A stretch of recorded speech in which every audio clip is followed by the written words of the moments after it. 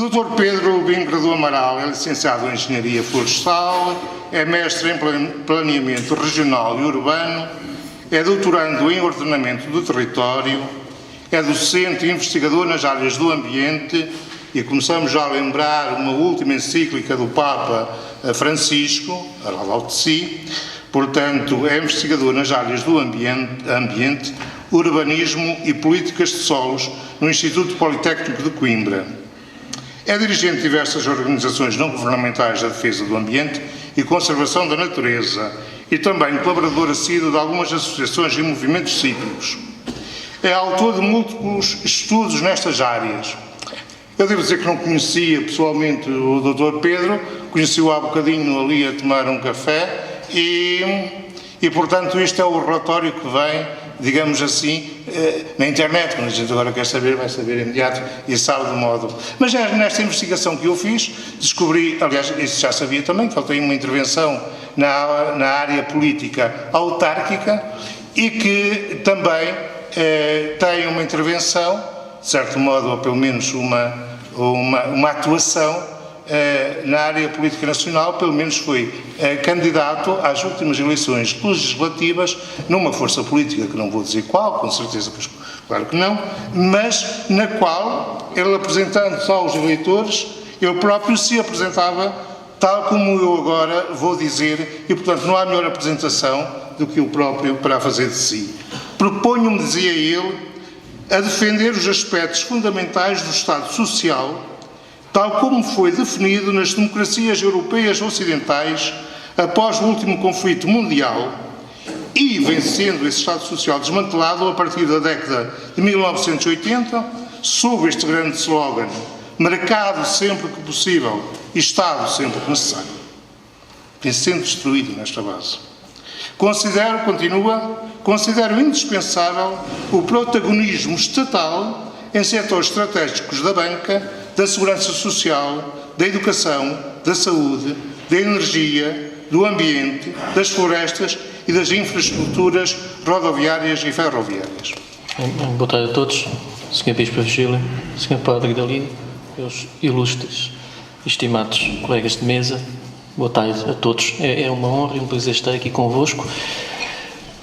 O desafio que me foi lançado pelo Sr. Padre Dalino de partilhar convosco as minhas impressões sobre o catecismo para adulto deu-me muito que pensar sobre o que é que eu teria para vos dizer, e eu cheguei à conclusão que o melhor será eu partilhar aquela que foi a minha própria experiência, tanto enquanto catecúmeno como enquanto docente do ensino superior, que tem de lidar com jovens que eles próprios, não sendo religiosos, sentem alguma perplexidade.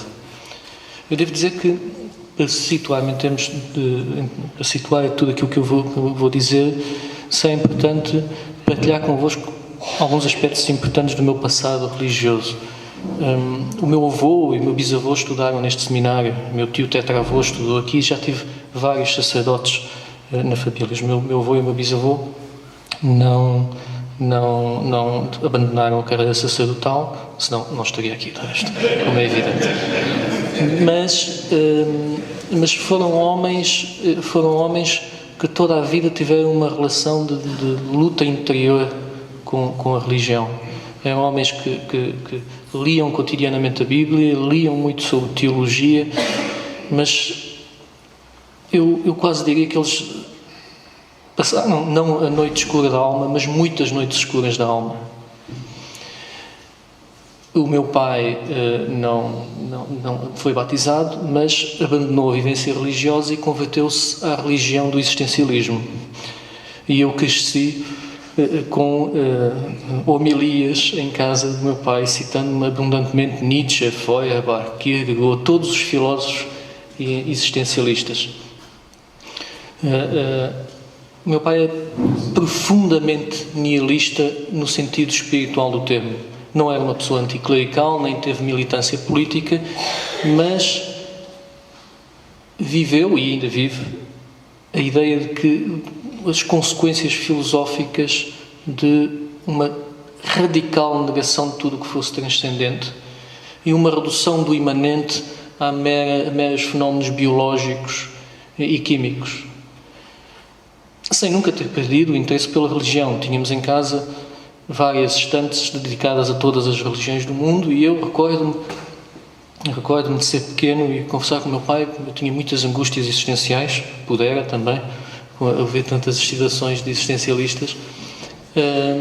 E o meu pai, sendo novo, meu pai dizia-me, não, eu perguntava, pai, eu recordo-me ter 8, 9 anos, porque é que nós existimos? E o meu pai, olha, eu não sei, ninguém sabe. E apontando-me para a estante onde existiam tantos livros religiosos, e diziam, andam as mentes mais brilhantes a pensar há milhares de anos nisto, e todos chegaram a conclusões tão contraditórias que, ao fim e ao cabo, ninguém sabe, olha, tu nasceste por um acaso biológico, nós somos todos o produto de interação de átomos.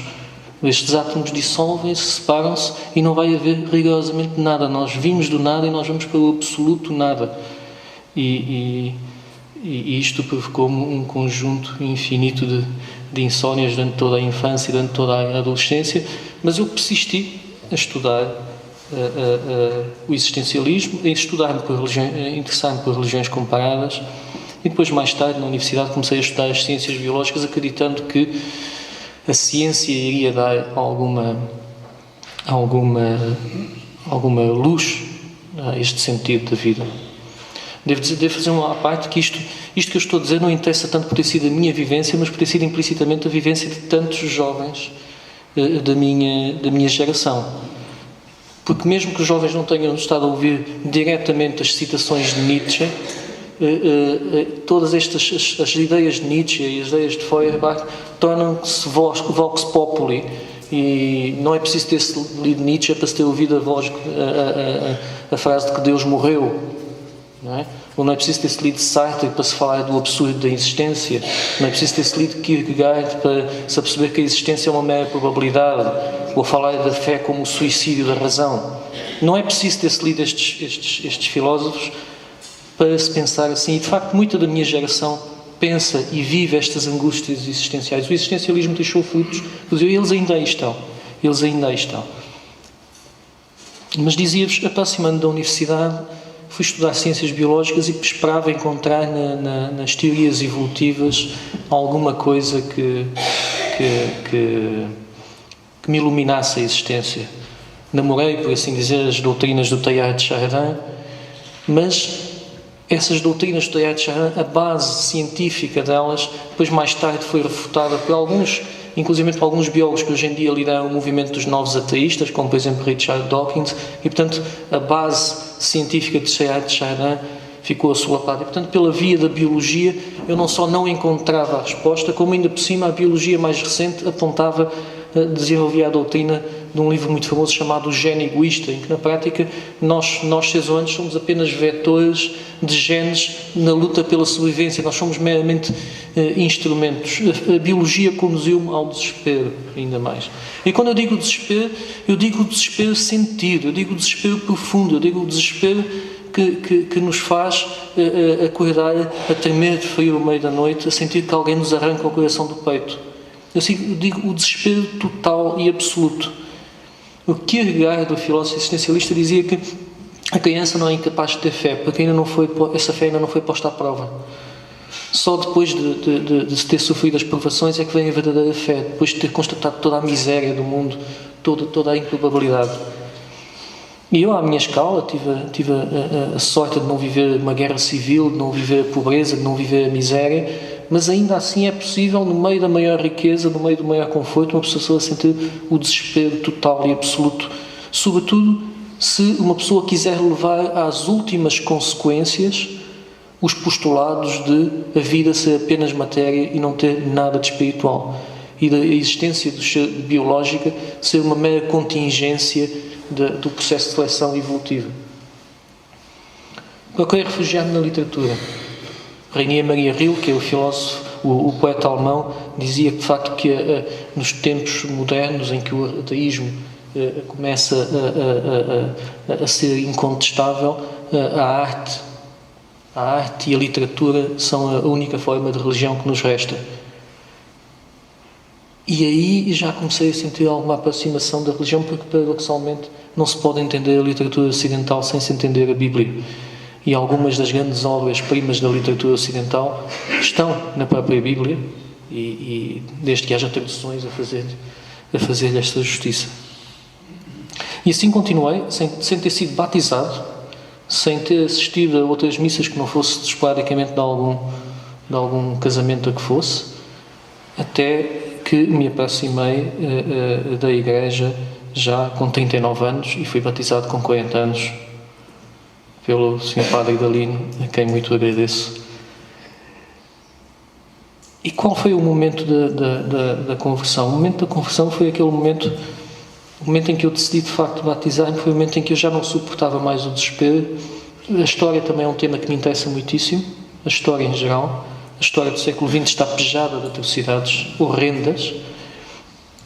Então eu recordo-me há cerca de 4 anos atrás eu ter ido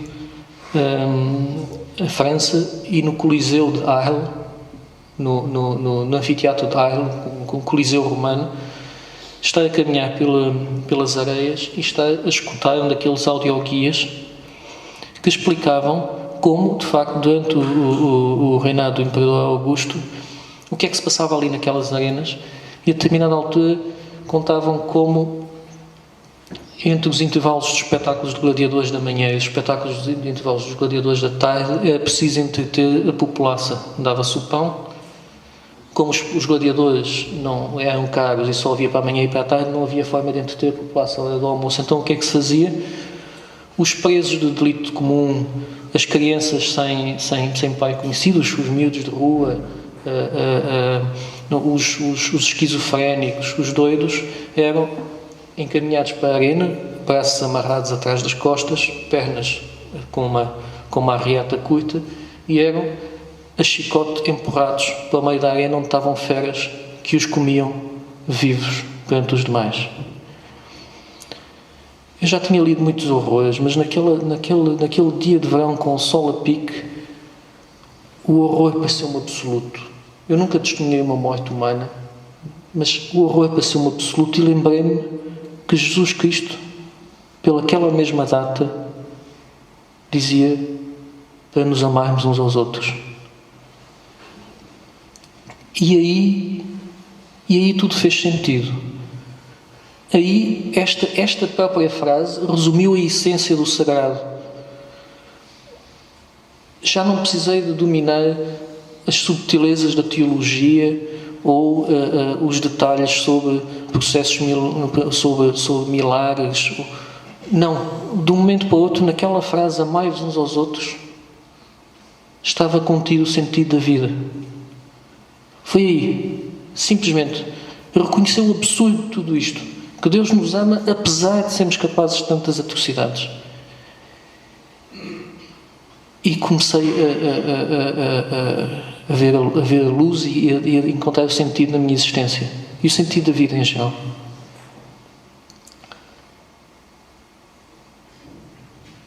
E cheguei à conclusão de que a fé, quem não sabe o horror da existência, o absurdo da existência e o nihilismo, qualquer pessoa que se diga nihilista deverá levar até às últimas consequências esse seu nihilismo, enfrentar o horror do vazio, e depois aí descobrirá que a fé não nos resta outra alternativa senão a ter. Não nos resta. E estou em crer que muitos dos jovens da minha geração que não tiveram qualquer educação religiosa, enquanto estiverem distraídos pela indústria do entretenimento, que nos distrai com sempre um videojogo, um estupefaciente qualquer, um filme, um desporto, poderão distrair-se dessa pergunta que está sempre a roer no fundo da alma. Mas um dia, quando esses jovens começam a atingir a meia-idade, ou não constituem família, ou não constituem uma rede de amigos e ficam a sós perante o seu vazio, quando já nada os distrai, essa pergunta vai de novo assaltá-los. E a catequese mais importante para adultos será para começar a lhe ensinar simplesmente isto, a importância do amor ao próximo como a solução para tudo. E se em Jesus Cristo não virem o Filho de Deus, por estas palavras, ao menos vejam, peço desculpa se estiver a ser blasfemo, vejam um gênio espiritual, vejam um filósofo genial que resolveu o enigma da existência. E depois, a partir daí, por um envolvimento afetivo, cheguem a outras conclusões sobre Jesus Cristo e sobre a fé cristã. Isto a respeito da minha experiência, que é de tantos outros jovens.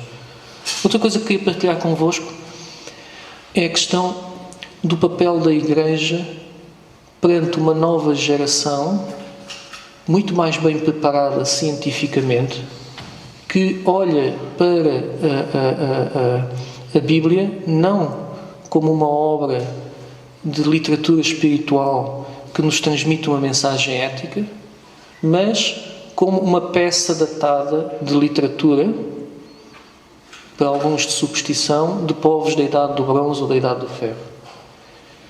Falo daquela geração que considera o Gênesis um disparate, porque não coincide com os registros geológicos. Falo daquela geração que lê os relatos dos Evangelhos e considera que estamos apenas perante uma leitura, narrativas apócrifas e conflituantes de uma pequena dissidência da religião judaica. Falo daqueles jovens que são céticos em relação à religião organizada porque cresceram na época do individualismo. Individualismo esse, de resto, que nasce na esteira de toda a filosofia existencialista. Há um fio condutor entre o individualismo nihilista de um Schopenhauer, de um Nietzsche, entre o individualismo introspectivo de um Freud e entre as ideologias políticas mais correntes ultra-individualistas que atacam, entre outras coisas, também, por exemplo, a democracia cristã. Há aqui um fio condutor de toda uma geração doutrinada, por um lado, na ciência, que desacredita as coisas do espírito, e, por outro lado, numa ideologia económica e social e política que desacredita os ideais conjuntos, hiperindividualista. É uma receita potente que colide de frente com a prática religiosa. E ainda para mais, uma geração que está mais preocupada neste momento. Se tem algum ideal coletivo, não é um ideal coletivo de criar a cidade de Deus sobre a Terra, não é a única preocupação coletiva que eventualmente terá, prende-se nem sequer com a justiça económica ou social, não com a caridade, mas eventualmente, e para alguns, com a preservação do meio ambiente. Hoje em dia já não se peregrina, antigamente peregrinava-se às catedrais por turismo religioso e por devoção. Depois, mais tarde, peregrinava-se às catedrais por turismo cultural. Mantinha-se o interesse pela arquitetura, mesmo que já não se acreditasse nas alegorias que estavam naqueles vitrais e naquelas paredes. Hoje em dia já nem se peregrina às catedrais. Hoje em dia o turismo em parques naturais, o turismo em reservas, o turismo de natureza está a substituir o turismo cultural. Isto significa o quê? Significa que aquilo que hoje em dia esta nova geração aprecia são os factos da natureza em bruto. E isso faz com que alguns jovens, esta mistura de individualismo e de interesse pela natureza e quase de, não direi de idolatria da natureza, mas de culto da natureza, se depois espelhe nesses jovens num desejo de aproximação de religiões que têm algo de panteísta ou de culto da natureza, certas versões do budismo do budismo Hinayana, uma corrente budista que aposta na salvação individual e na comunhão pela natureza, certas correntes neopagãs que vão repescar cultos celtas, mas numas doutrinas sincréticas profundamente incoerentes, mas que também as pessoas não estão muito preocupadas com a coerência porque querem a experiência estética. Esta nova geração vê a Igreja Católica, em particular, porque não estou a falar neste caso nem da anglicana nem nas protestantes, vê a Igreja Católica como dissociada da natureza. E é neste sentido, eu creio que a última encíclica, Laudato Si, do Papa Francisco, pode ter um papel extraordinário no catecismo para novos adultos, porque é a primeira vez em que o catolicismo, ou melhor, o Vaticano, vem colocar solidamente o ambiente como parte das preocupações da Igreja e vem dar-lhe um destaque na sua teologia. Em 1986 foi promulgada em Assis a chamada Declaração de Assis, em que os líderes religiosos do budismo, do hinduísmo, do islamismo, do sikhismo e do taoísmo promulgaram as visões que a sua religião tinha sobre a natureza. E, de facto, todos eles eram unânimes em dizer que, de facto, a criação, eles não usavam este termo, tinha um papel, tinha algo de sagrado. E para essas religiões era, de facto, simples fazê-lo, porque eram religiões que não distinguem, da mesma forma como distinguem na teologia cristã, o Criador da criação. O catolicismo apresentou a sua declaração também. Há diversas declarações de Assis que estão disponíveis online. Mas o catolicismo manteve-se relativamente afastado destas lutas, das questões ambientais. Sobretudo se comparados com o anglicanismo e se comparados com alguns movimentos evangélicos e pentecostais norte-americanos. Na América do Norte, um movimento pentecostal muito forte chamado dispensacionalismo, estou aqui a pôr uma facilitar mais, defende que a segunda vinda de Cristo está iminente, o Apocalipse há de verificar-se ainda nesta geração, curiosamente há várias gerações que eles estão à espera que se dê na própria geração, e que também, fazendo uma leitura da Bíblia, onde os trechos da Bíblia, onde de facto Deus, e particularmente no Antigo Testamento e do Gênesis, onde Deus cria o céu e a terra para que o homem deles tire proveito, levam estas conclusões a últimas consequências e consideram esses movimentos dispensacionalistas, que movimentam milhões de norte-americanos. Estas leituras religiosas levam-nos a considerar que não faz qualquer sentido o homem tentar combater as alterações climáticas, a perda de biodiversidade, a poluição, seja o que for. O mundo está para terminar, não vale a pena fazer qualquer esforço. Isto faz com que, por exemplo, na América do Norte, muitos jovens vejam, já não o cristianismo evangélico ou pentecostal como antagónico na defesa do meio, como indiferente ao meio ambiente, mas como positivamente um elemento que fomenta a destruição do meio ambiente. E, portanto, é especialmente oportuno que a encíclica Laudato Si venha afirmar o comprometimento do catolicismo com a salvaguarda da criação.